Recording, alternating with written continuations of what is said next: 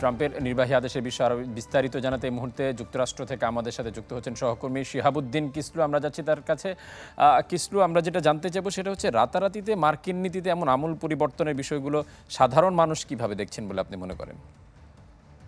দেখুন, সাধারণ মানুষের সবচেয়ে বড় কনসার্ন হচ্ছে তাদের জীবনযাত্রার ব্যয়, এর যে দ্রব্যমূল্যের যে ঊর্ধ্বগতি সেটাকে ঠেকানো এক। দ্বিতীয় কথা হচ্ছে যে যে যুদ্ধ, সেই যুদ্ধবিরতি একটি। আরেকটি হচ্ছে যে এই সীমান্তের যে সমস্যা, সেই সমস্যাটি নিয়ে যে বিষয়টি আসলে যারা অভিবাসী তারা কিন্তু এখানে যারা আছেন তারা কিন্তু দেখছেন যে যুদ্ধের কারণে আন্তর্জাতিক অঙ্গনে যুক্তরাষ্ট্রের যে ব্যয়, সেই ব্যয় একটি বিষয় এবং একই সাথে অভিবাসীদের আ অপরিকল্পিতভাবে ঢুকতে দেওয়ার কারণে এবং এখানকার যারা ট্যাক্স পেয়ার, ইভেন এখানে যারা অভিবাসী আছেন, যারা এখনো গ্রিন কার্ড পাননি বা নাগরিকত্ব নেই, তারা কিন্তু ট্যাক্স দেন। তারা এখানে যারা বৈধভাবে এটলিস্ট পলিটিক্যাল অ্যাসাইলাম বা বিভিন্ন স্ট্যাটাসে আছেন, তারা কিন্তু ট্যাক্স দেন। সেই ট্যাক্সের, সেই করের পয়সা কিন্তু তাদের পেছনে খরচ হচ্ছে যারা অভিবাসীরা আসছে। সুতরাং এই বিষয়গুলো এবং বিশেষ করে দ্রব্যমূল্যের যে বিষয়টি, এটা অত্যন্ত মানে লাগামহীনভাবে দ্রব্যমূল্যের ঊর্ধ্বগতি, যে কারণে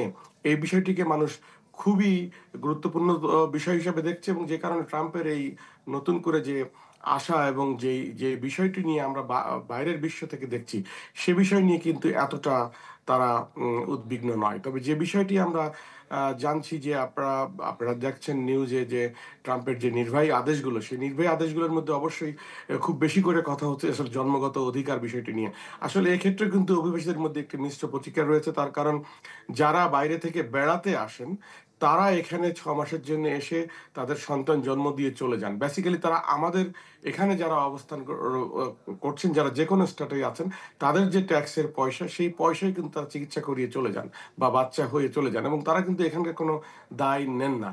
যে কারণেই এই নির্বাহী আদেশের যে বিষয়টি রয়েছে সেটি হচ্ছে যে যারা এখানে সন্তান জন্ম দেবেন তাদের যেকোনো একজনকে, মা কিংবা বাবা যেকোনো একজনকে গ্রিন কার্ডধারী হতে হবে ন্যূনতম পক্ষে।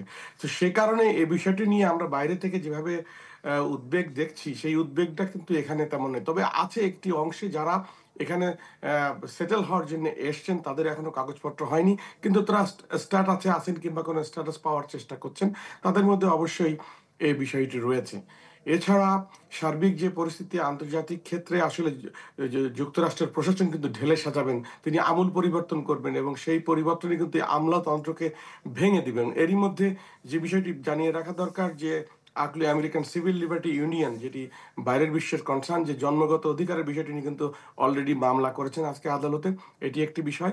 আর আন্তর্জাতিকভাবে যে বিষয়টি আপনারা লক্ষ্য করছেন যুদ্ধবিরতি, সেটি নিয়েও ট্রাম্প অত্যন্ত দৃঢ় রয়েছে তার অবস্থানে। ইউক্রাইনের ব্যাপারেও রয়েছে। আর আভ্যন্তরীণ ক্ষেত্রে যে আমলাতন্ত্র, সেটি কিন্তু ভেঙে ফেলবেন। এই নিয়ে আমেরিকানদের ভিতরে অবশ্যই উদ্বেগ রয়েছে যে তারা যে প্রোগ্রেসিভ জায়গা থেকে সরে গিয়ে একটি কনজারভেটিভ জায়গায় ট্রাম্প যাচ্ছেন এবং ট্রাম্পের যে 2020 এর যে প্রজেক্ট 2025, সেটি নিয়ে কিন্তু উদ্বিগ্ন রয়েছে যে আ তিনি কিন্তু টোটাল ব্যবস্থাটাকে ভেঙে জনাব ফেলবেন, জনাব আমলাতান্ত্রিক ব্যবস্থাকে ফেলে ফেলবেন। জনাব কিসলু, আমরা বুঝতে পেরেছি। আপনাকে অসংখ্য ধন্যবাদ আমাদের সাথে সময় দেওয়ার জন্য। দর্শক, যুক্তরাষ্ট্রকে জানাচ্ছিলেন আমাদের সহকর্মী শিহাবুদ্দিন কিসলু।